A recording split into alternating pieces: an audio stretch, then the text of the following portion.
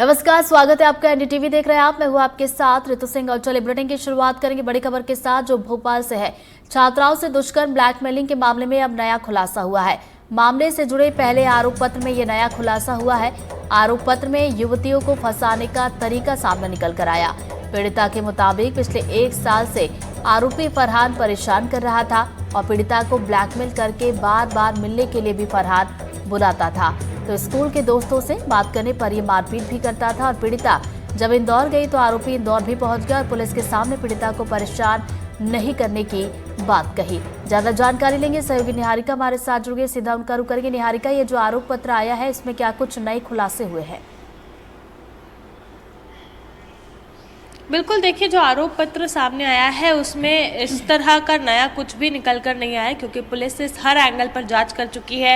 NDTV ने भी अपनी रिपोर्ट्स में ये पूरा खुलासा किया था कि आखिर किस तरह से आरोपी लड़कियों को अपने जाल में फंसाता था, ये सर्कल किस तरह से चलता था और कौन थी वो पीड़िताएं जो इनके जाल में फंसती थी। पहला आरोप पत्र अब निकल कर सामने आया है जिसमें ये खुलासा हुआ है कि जो पीड़िता थी वो किस तरह से फरहान से पूरी तरह से परेशान थी। न केवल फरहान बल्कि पूरे गिरोह से वो काफ़ी परेशान थी। पुलिस तक वो पहुंची भी थी। उस दौरान फरहान ने ये भी कहा था कि मैं एक पत्र लिख कर देता हूं जिसके ऊपर मैं ये भी शपथ लेता हूं कि मैं आगे से इस युवती को बिल्कुल परेशान नहीं करूंगा। लेकिन ये सिर्फ कहने की बात थी। कहते हैं ना, दूर के ढोल सुहाने, तो कुछ इसी तरह की हालत थी।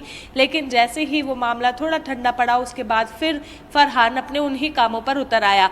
इतना ही नहीं, वो युवती जब अपने स्कूल की पढ़ाई पूरी करने के बाद कॉलेज के लिए इंदौर गई तो फरहान उसके पीछे पीछे इंदौर भी गया। इंदौर में भी जाकर उसके साथ बदसलूकी की, उसका रेप किया, वीडियो बनाया और फिर वही हरकतें, फिर वही ढर्रा उसने अपनाया। अगर वो युवती अपने स्कूल के छात्रों से बात करती थी या फिर अपने दोस्तों से बात करती थी तो भी उसके साथ मारपीट करता था और उसे काफ़ी परेशान करता था। इतना ही नहीं, जो कॉलेज में फरहान पढ़ता था वहाँ के कॉलेज के बच्चों को इस पूरे मामले के बारे में भी कहीं ना कहीं भनक थी। ये जानकारी थी कि फरहान आखिरकार किस कैरेक्टर का बंदा है, उसकी हरकतें कैसी है, उसका बिहेवियर कैसा है। बावजूद इसके किसी ने भी पुलिस को या कॉलेज प्रबंधन को बताना ज़रूरी नहीं समझा। कुल मिलाकर अब ये मामला सामने आया है कि जो आरोपी फरहान है वो कितना लोगों को परेशान करता था। युवतियों के साथ ब्लैकमेलिंग और धोखाधड़ी का मामला भी उसके साथ सामने आया था। लेकिन पुलिस की अभी भी एक नाकामयाबी है कि उन्होंने छठे आरोपी अबरार को अपनी गिरफ्त में अभी तक नहीं लिया है। वो आज भी फरार है। निहारिका, एक सवाल ये भी था कि जैसा कि आरोप पत्र में सामने निकल कर आया है कि 1 साल से वो जो है परेशान कर रहा था पीड़िता को, तो पीड़िता ने पहले अगर शिकायत क्यों नहीं की? क्या किसी तरह का कोई दबाव था जिसके चलते वो शिकायत नहीं कर पाई?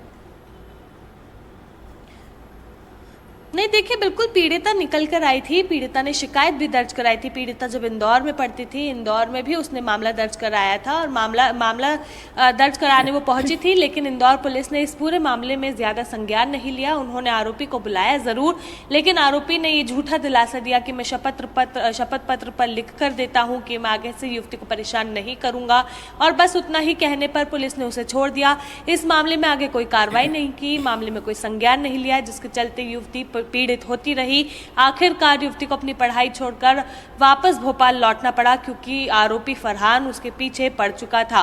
तो देखने वाली बात यह है कि इसमें ही यही कारण था कि जब एनसीडब्ल्यू की टीम और मानव अधिकार की टीम यहां पहुंची थी, उन्होंने भी पुलिस की कार्रवाई पर सवाल उठाए थे, क्योंकि जब पीड़िता पुलिस तक पहुंच रही थी पुलिस ने पहले तरह से इस पूरे मामले में संज्ञान नहीं लिया था। हालांकि 8 अप्रैल को जब ये युवती ने अपने परिजनों को बताया और 11 अप्रैल को जब इस मामले में पहली एफआईआर दर्ज हुई तो यही युवती थी जो पुनः निकलकर सामने आई थी और फरहान की ये पूरी तरह से ब्लैकमेलिंग और इस झांसे से निकलने की कोशिश में थी। जब पीड़िता सामने आई तो उसके बाद तरह तरह से इस मामले का खुलासा हुआ, जिसके बाद और पीड़िताएं सामने आई। 6 पीड़िताओं ने 5 एफआईआर दर्ज कराई और उसके बाद ये मामला पूरा खुलकर सामने आया, जिसको आज हम इस तरह से देख रहे हैं। चलिए, बहुत बहुत शुक्रिया निहारिका आपका जानकारी के लिए।